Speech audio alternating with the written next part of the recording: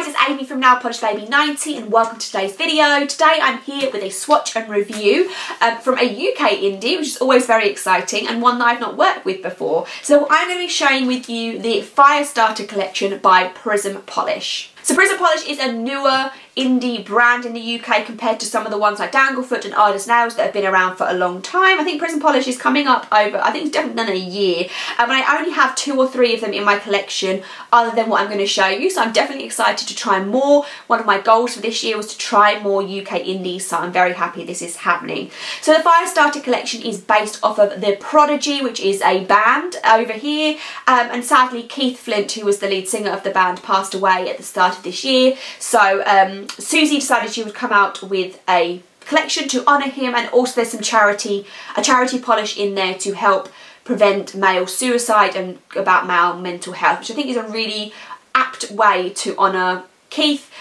What she didn't actually know when she sent them to me is that Keith Flint from The Prodigy actually lived about 25 minutes away from me, and I saw him perform twice and his children went to school near me, so when he passed away it was quite like a close to home kind of thing because he is a local-ish person, I guess, to me, and it's really sad the amount of stuff that's going on at the moment with mental health. So we're going to be showing this collection to honour The Prodigy and Keith, and like I say, there is a charity polish that I will talk to you more about when we get into that point in the part of the video. 6 polishes, let's get going. The first one we're going to talk about is called No Good, and what you might like about this video is I have the descriptions, which is always easier because I always just have a verbal diarrhea when it comes to descriptions.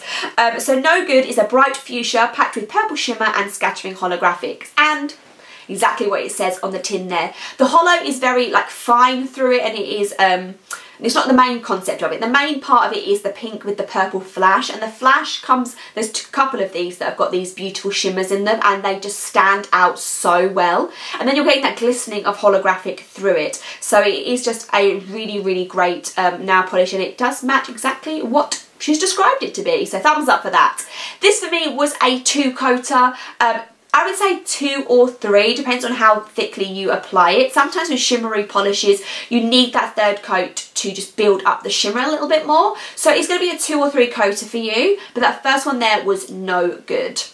We then have Jilted Generation, and this is described as a dusky blue filled with green shimmer, tricoloured thermal, which changes from a lilac when warm through a pink back into the dusky blue again.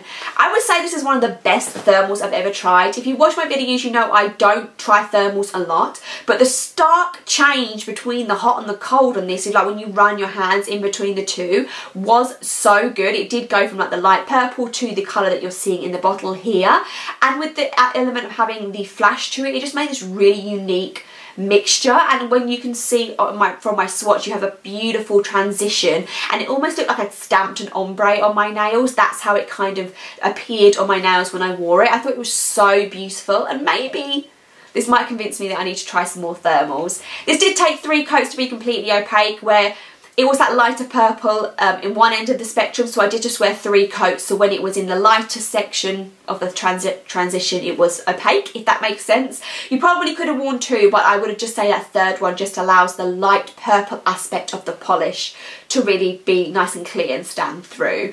So 3 coats and you're seeing a transition in the swatch of Jilted Generation. We're then having kind of like a 2-for-1 combo here. So we have an undie, which is I think the technical term for this polish. So you can wear the undie, which is called Loreto. This is just going to be in the core collection, and it is a bright blurply cream colour. You can just buy this by itself. It is very opaque. What you can see quickly is just a swatch of this by itself. 2 coats, beautiful blurple. I would say it leans more on the blue spectrum of blue to purple. That is blurple.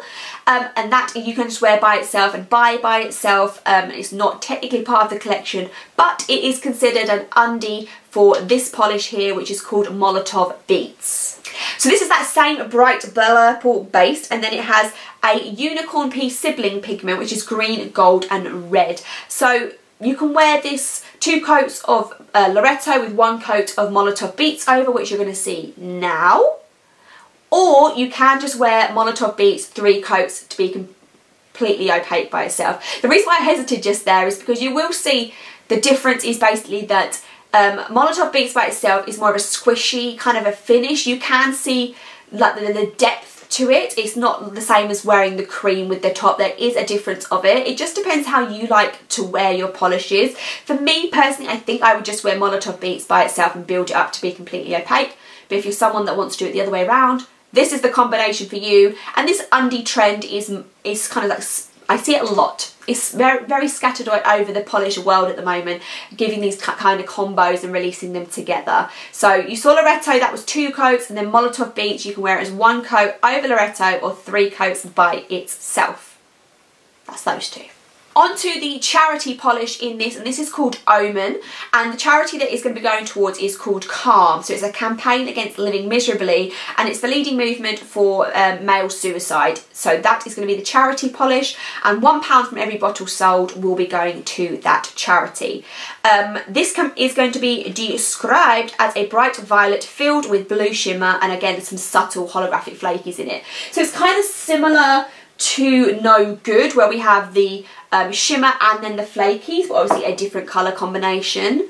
This was so dang beautiful on my nails. I don't think I've tried anything that's been this purple with such a bright blue shimmer to it. I thought the blue and the purple looked so good together, and for the spring and like going outside and having a bit of sunshine, I just thought it looked stunning. I love this one so much, and like similar to No Good, it's going to be a 2 or 3 coater depending on your application.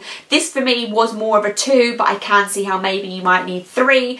It just depends on how thickly you slap these on basically, and I apply my polish, I put it on so thick if I can, but sometimes if I'm 100% in 2, I just like to throw out that it might take 3 if you're someone that's on the other end of the spectrum and does like really thin coats.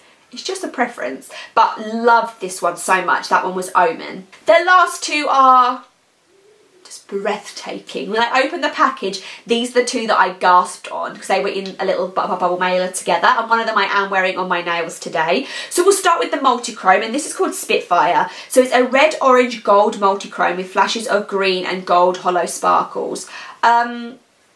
It's amazing.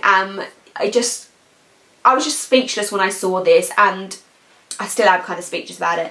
For me, and the swatch is going to sit more on the red and orange tinges, but again, when you move your hands, you're getting more of a multi-chrome range to it. But for the most part, it's going to be in that kind of like burnt, almost like a coppery kind of look, where it's going to flash in between red, orange and yellow is going to be the kind of spectrum that it goes in. Very opaque, almost opaque in just 1 coat, but I did put 2 on for the swatches just to see if that changed anything up. But I think 1 coat of this would be quite opaque by itself. I love it. And no, I'm not bored of multi-chromes at all. I think I got into multi-chromes quite late, and I love them. I love them so much. And finishing up with the one that I have on my nails today, which is to me is the standout of the collection. This is Poison. So it's described as an emerald green foil, metallic foil effect, green, blue, gold shifting multi-chrome.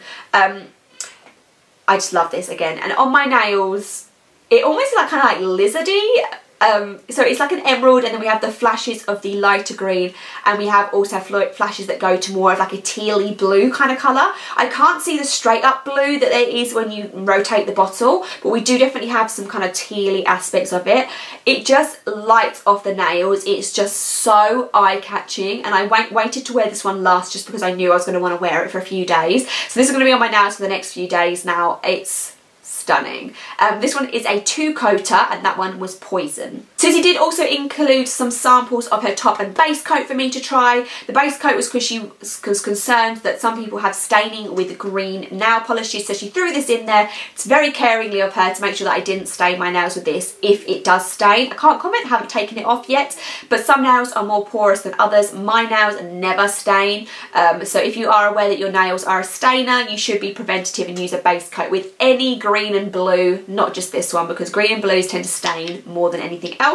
And she also has the top coat there as well, so those are also available on the website. So most importantly, these polishes are releasing on May 1st, which is next week. I think it's going on Saturday, and it's just releasing early next week, so they may be available depending on when you're watching this. But I will link Prism Polish down below. These are available from May 1st, but there is obviously a ton of other polishes on there already for you to browse, so shop at your leisure. And Prism Polish does have a European distributor, so if you live outside of the UK but in Europe, there is a way of buying them that way too. Let me know what some of your favourite Prism polishes are down below, because like I say, I am newish to the brand and I would like to expand my collection. I saw she came out with some beautiful like Easter eggy kind of effect ones for spring, the collection before this one, and so I might have to grab some of those.